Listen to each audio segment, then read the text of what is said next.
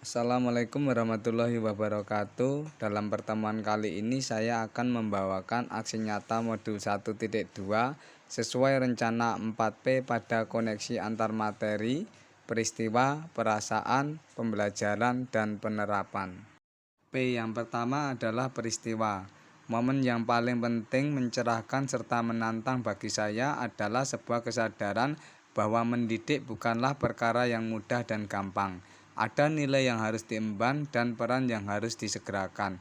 Misalnya mandiri, kolaboratif, reflektif, inovatif, dan berpihak kepada murid, yang menjadi titik tekan terutama dalam melaksanakan pembelajaran yang berpihak kepada murid.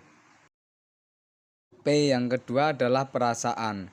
Pada peristiwa itu terjadi, perasaan saya sangat antusias terhadap ilmu dan pengalaman baru.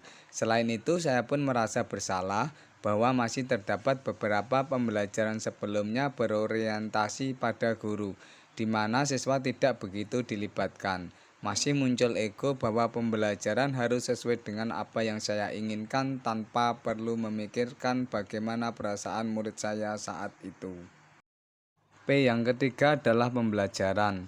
Sebelumnya saya berpikir bahwa pembelajaran yang telah saya lakukan adalah yang paling tepat dan sangat baik.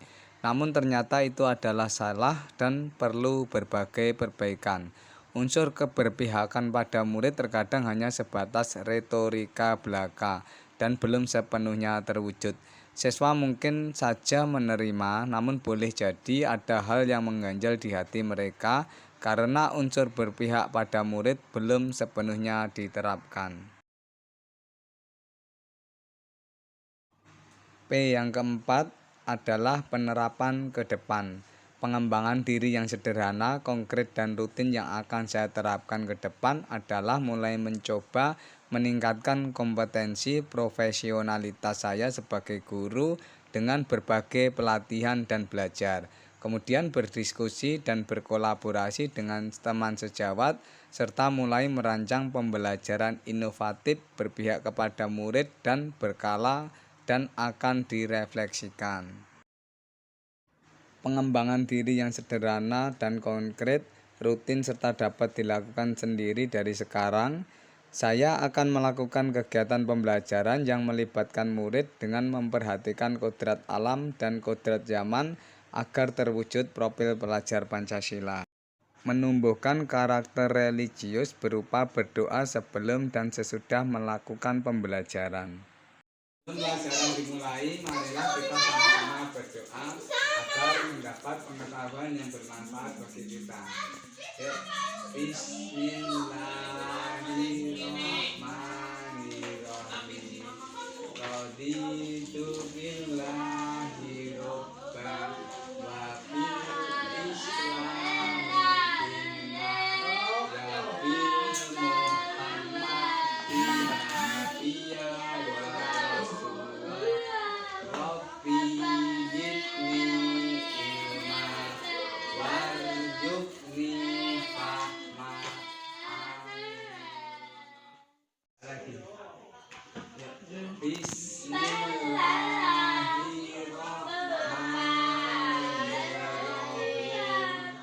Wal asri innal insana lafil khusri illal ladzina amanu wa amilus solihati wa tawasau bil haq wa tawasau bis sabr. Alhamdulillahirabbil alamin. Aksi nyata berikutnya adalah bergotong royong dalam membersihkan lingkungan sekolah. Yang pertama dengan melaksanakan piket harian di kelas, yang kedua melaksanakan program Jumat bersih.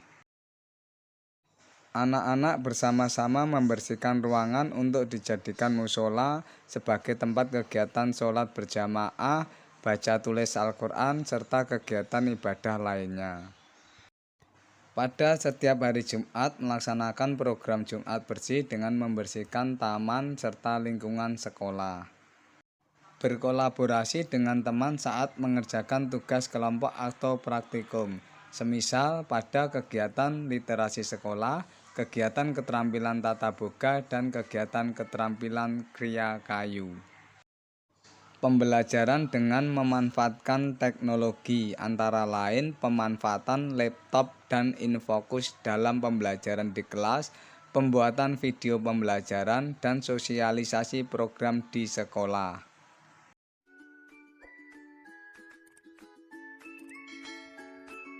Assalamualaikum warahmatullahi wabarakatuh. Halo anak-anak, apa kabar? Berjumpa lagi dengan saya, Pak Kris. Pada hari ini kita akan belajar ilmu pengetahuan alam. Materi yang akan kita pelajari pada hari ini adalah mengenal tempat hidup hewan dan tumbuhan. Anak-anak, tahu tidak di mana hewan itu bisa hidup?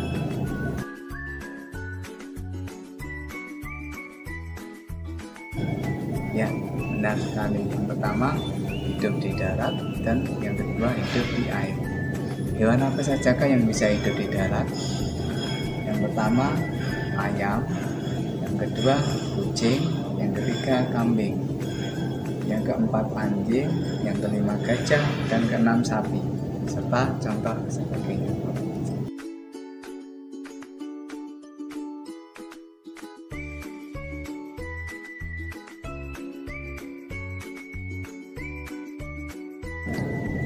Sedangkan hewan yang bisa hidup di air antara lain yang pertama ikan, yang kedua ubur-ubur, yang ketiga kerang, yang keempat kuda laut, yang kelima cumi-cumi, yang keenam udang, dan sebagainya.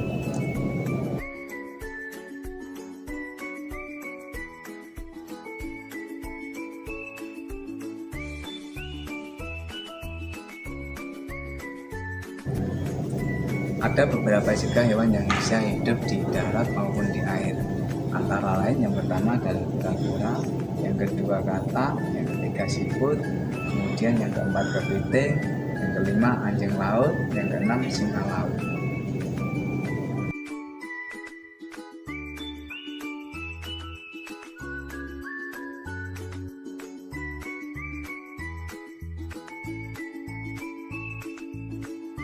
Yang kita pelajari kali ini semoga membawakan manfaat, yaitu tentang macam-macam hewan yang hidup baik di darat maupun di air. Sekian materi kali ini. Untuk pertemuan berikutnya kita akan mempelajari tentang tempat hidup tumbuhan. Semoga materi ini bermanfaat. Jaga selalu kesehatan dan selalu melaksanakan 3M. Terima kasih. Assalamualaikum warahmatullahi wabarakatuh.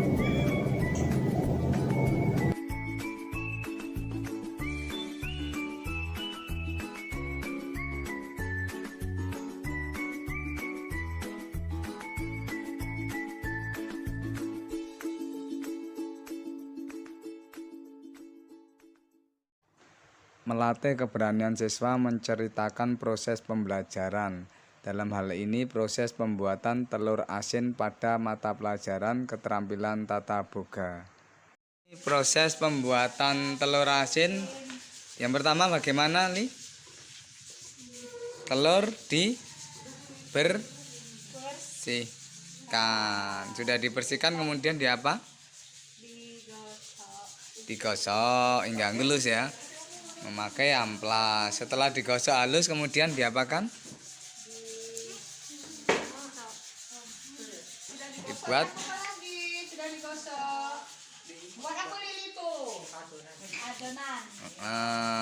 adonan. Gunanya